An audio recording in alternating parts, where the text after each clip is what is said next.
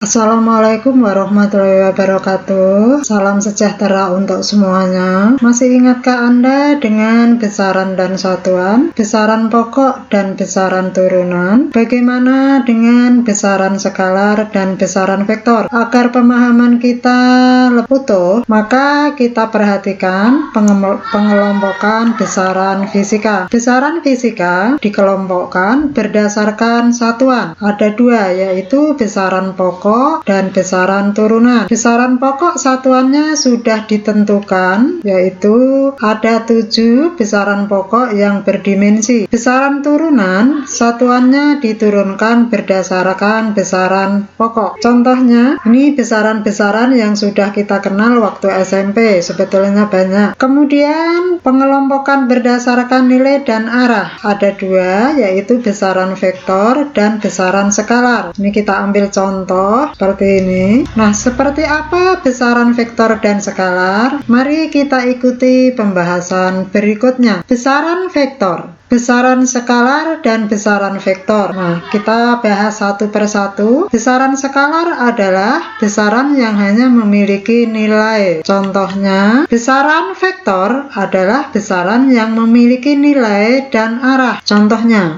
kita perhatikan dari contoh ini, panjang termasuk besaran skalar karena panjang hanya punya nilai. Perpindahan masuk ke besaran vektor karena perpindahan mempunyai nilai dan arah. Kalau kita lihat satuannya, panjang dan perpindahan satuannya sama, yaitu meter. Bedanya perpindahan punya arah sehingga masuk ke besaran vektor. Kemudian kelajuan dan kecepatan. Kalau kita perhatikan satuannya ini juga sama, tapi kelajuan masuk ke besaran skalar, kecepatan masuk ke besaran vektor. Karena apa? Karena kecepatan mempunyai nilai dan arah, sedangkan kelajuan itu adalah nilai dari kecepatan. Kemudian massa merupakan besaran skalar, berat merupakan besaran vektor. Kalau kita lihat satuannya, massa satuannya kilogram, berat satuannya newton. Berat mempunyai nilai dan arah, maka merupakan contoh besaran vektor. Perlu diketahui bahwa dalam kehidupan sehari-hari yang namanya berat juga massa. Ini sebetulnya salah kaprah. Kita ambil contoh dalam surat keterangan kesehatan biasanya tertulis berat badan. Di situ satuannya kilogram. Padahal kita tahu bahwa berat itu adalah satuannya newton. Tapi nggak masalah, kita harus tahu bagaimana menempatkannya. Berikutnya,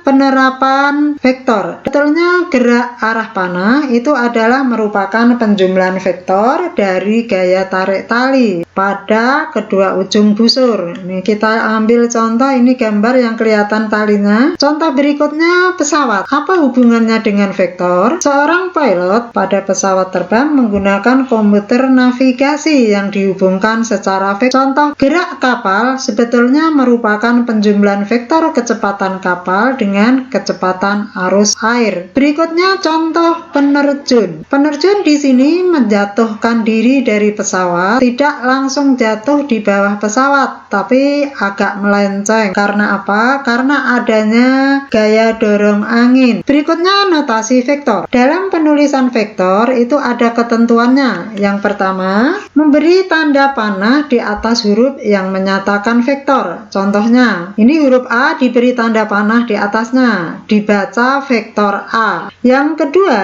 dengan cara mencetak tebal huruf yang menyatakan vektor. Ini huruf A, V, F, A, B dicetak tebal. Ini juga menyatakan vektor.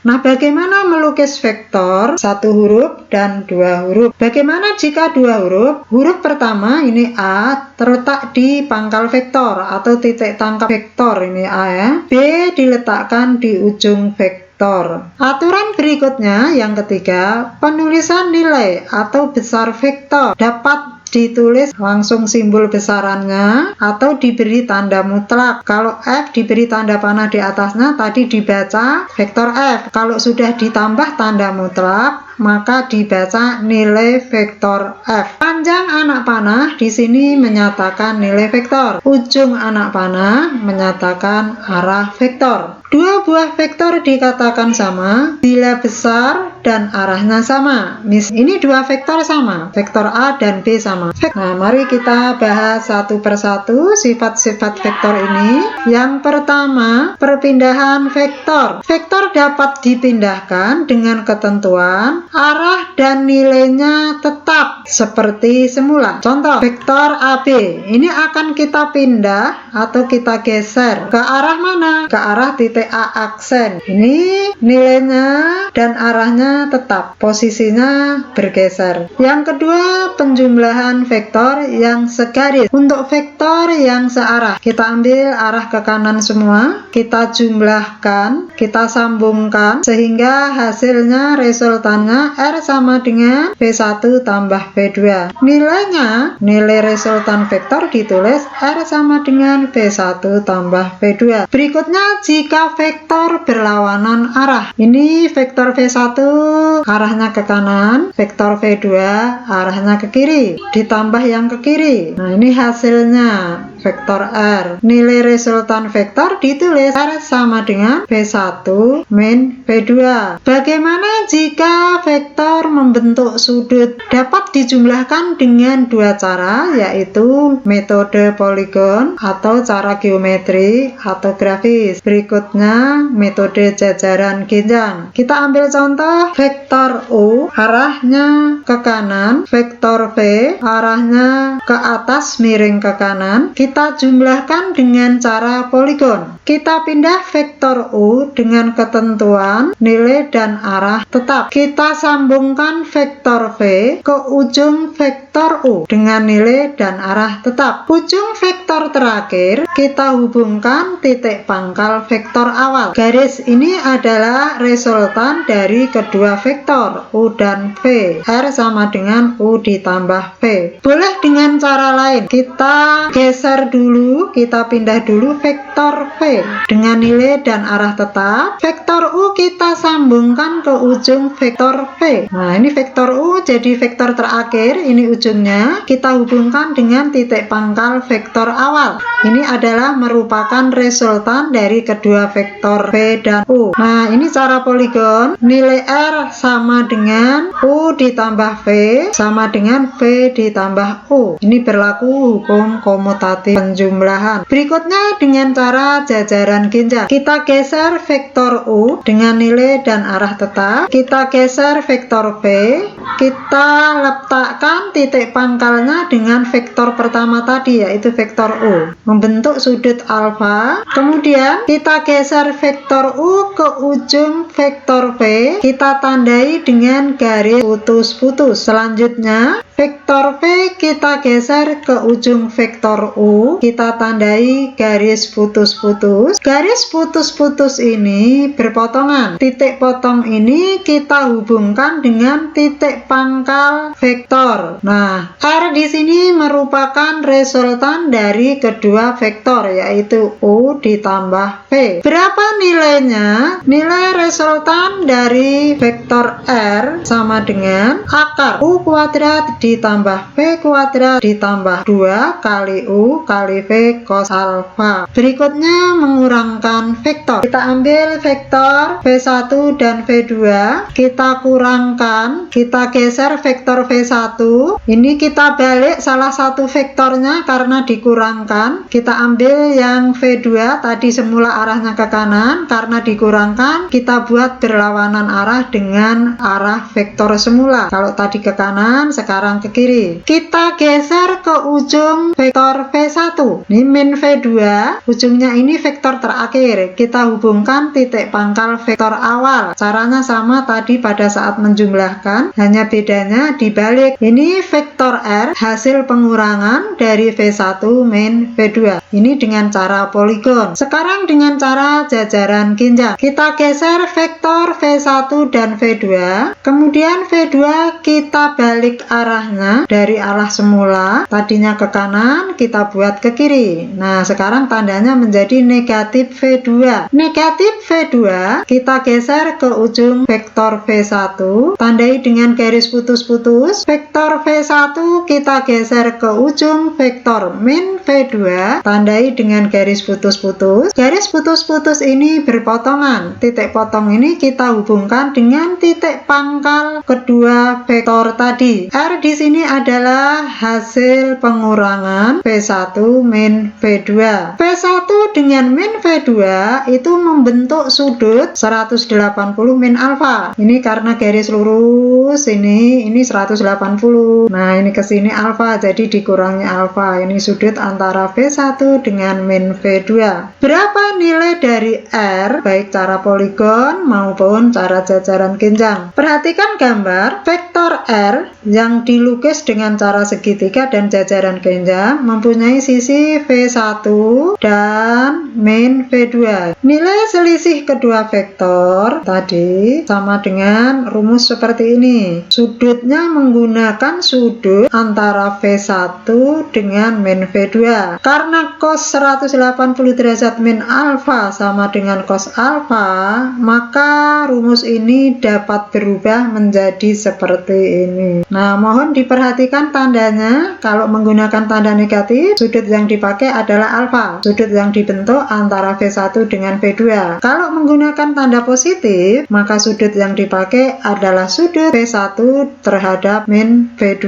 Catatan, pada rumus vektor dapat berubah sesuai dengan besaran yang ada pada soal. Nah, misalnya di soal diketahui vektor gaya. Gaya simbolnya F, maka rumus ini tadi yang U dan V tadi boleh ditulis menjadi, kemudian misalnya lagi vektor kecepatan dapat ditulis dalam bentuk lain. Jadi fleksibel, berubah sesuai dengan kebutuhan dan seterusnya. Menguraikan vektor. Vektor dapat diuraikan menjadi komponen-komponennya, yaitu sumbu X dan sumbu Y. Ini contohnya vektor V1 dan vektor V2. Kita buat sumbu X dan Y, letakkan pada titik pangkal vektor. Ini sumbu X dan Y-nya. Kemudian masing-masing vektor kita uraikan terhadap sumbu X. Ini V1 terhadap sumbu X kita beri nama V1X. Kemudian terhadap sumbu Y kita beri nama V1Y. Sekarang V2 terhadap sumbu X kita beri nama V2X. Terhadap sumbu Y kita beri nama V2Y. Perhatikan sudutnya. Ini menguraikan vektor sudah selesai. Sekarang kita perhatikan vektor dalam sumbu X. Dalam sumbu X ada V1X dan V2X. Ini besarnya dapat dihitung sehingga komponen vektor dalam arah sumbu X jumlahnya sama dengan Rx atau sigma Vx sama dengan V1X min V2X. Kenapa min V2X? Karena V2X arahnya ke kiri, ngikuti aturan matematika. Sumbu X yang arahnya ke kiri itu nilainya negatif, sehingga nilainya dapat dihitung seperti ini. Sekarang komponen vektor dalam arah sumbu Y. Kita lihat ini V1Y dan V2Y. Nilainya sama dengan yang terpapar di layar monitor. Kemudian jumlah vektor dalam arah sumbu Y diberi simbol RY atau sigma VY. Karena arahnya ke atas semua, maka baik V1Y dan V2Y tandanya positif. Ini hasil menguraikan vektor. Nah, sekarang gambar vektor tadi menjadi lebih sederhana seperti ini setelah dijumlahkan. Ini tadi sigma Vx, yang ini sigma Vy, atau boleh diberi simbol Rx dan Ry. Nah, besar resultan R dari vektor tadi sama dengan akar di pada layar monitor, boleh ditulis seperti ini. Kemudian bagaimana menentukan arah vektor R terhadap sumbu X positif? Sesuai dengan tan theta sama dengan sigma Vy dibagi sigma Vx. Nah, sigma Vy boleh diganti Ry, sigma Vx boleh diganti Rx. Nah, demikianlah pembahasan tentang vektor. Semoga dapat membantu Anda untuk menyelesaikan latihan-latihan soal. Terima kasih. Billahi taufiq wal hidayah. Wassalamualaikum warahmatullahi wabarakatuh. Jangan lupa ya, like dan subscribe.